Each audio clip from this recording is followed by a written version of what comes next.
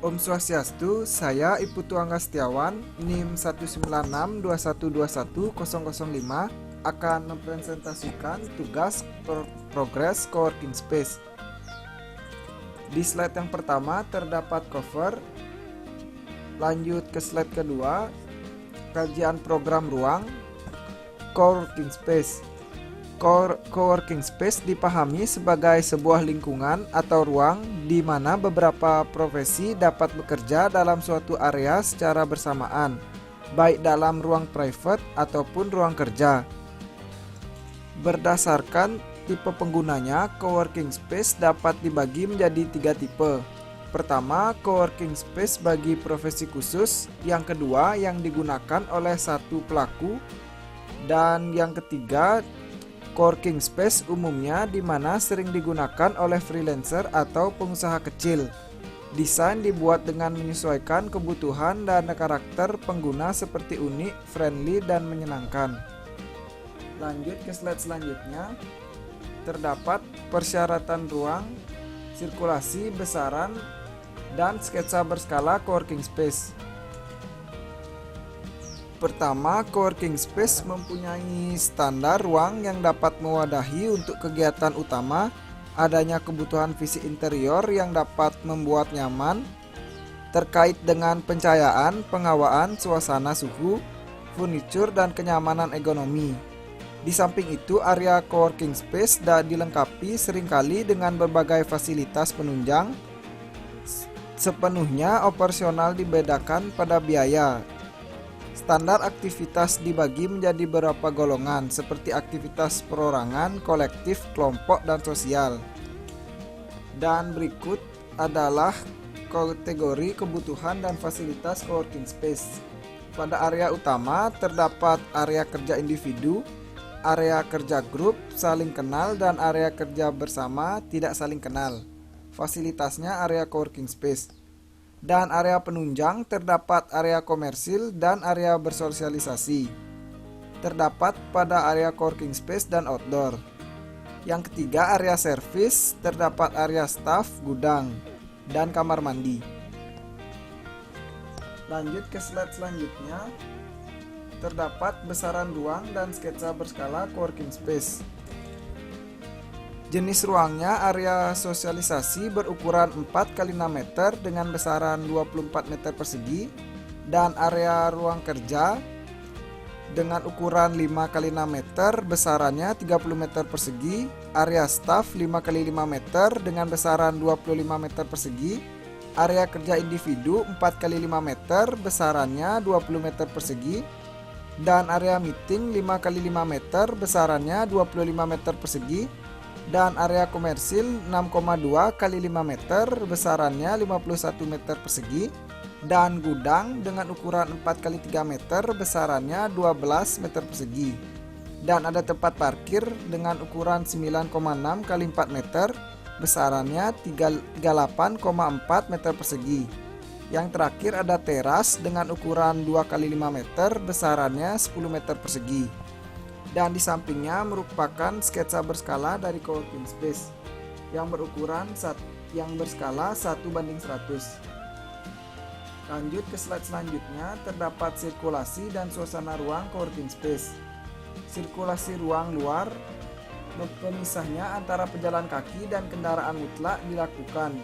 Jalur linear sebagai sirkulasi utama yang kemudian diteruskan ke cabang-cabang jalur pada sirkulasi sekunder.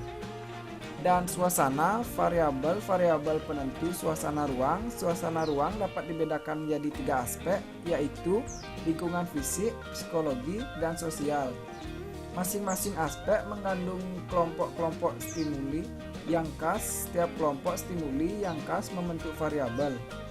Dan di sampingnya terdapat render 3D dari ruang coworking space. Yang pertama, area bersosialisasi. Yang kedua, area komersil. Yang ketiga, area individu. Slide selanjutnya, terdapat konsep dan tema coworking space. Konsep dan tema coworking space. Konsepnya, konsep coworking space dapat dikatakan sebagai shared office space. Jika di kantor konvensional, Anda hanya akan bertemu dengan kolega satu perusahaan di coworking space. Kolega Anda berasal dari macam-macam perusahaan, berbagai tempat kerja yang sama, artinya sama saja dengan menambah relasi.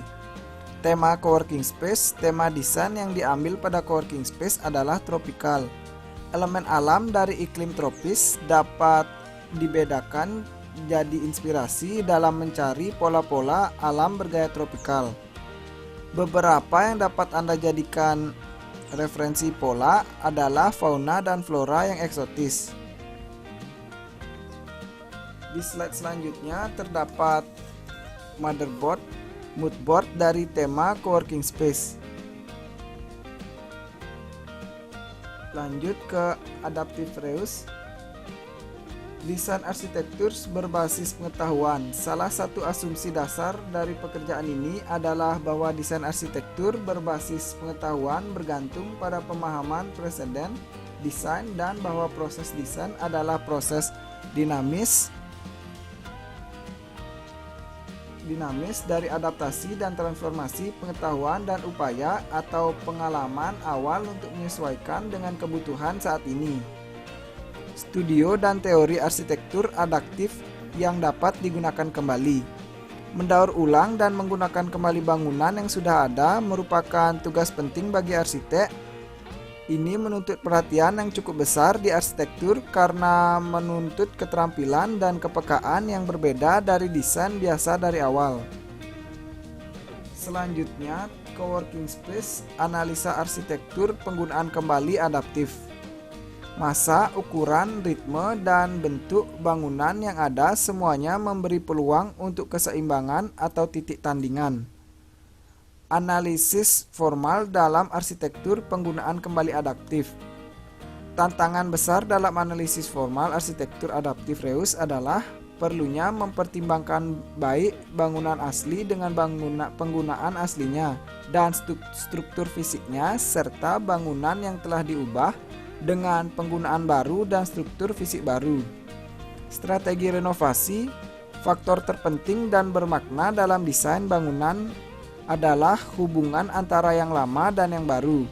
Mengembangkan 3 kategori atau strategi penggunaan kembali bangunan berdasarkan tingkat integrasi antara bangunan induk dan elemen baru. Selanjutnya, taktik renovasi. Yang pertama, rencana menentukan ruang. Dan yang kedua, cahaya mengontrol ruang dan bentuk agar terlihat lebih menarik. Dan yang ketiga, permukaan adalah elemen sentuhan yang membentuk hubungan langsung antara kontak manusia dan bangunan. Yang keempat, ada objek dapat memanipulasikan ruang.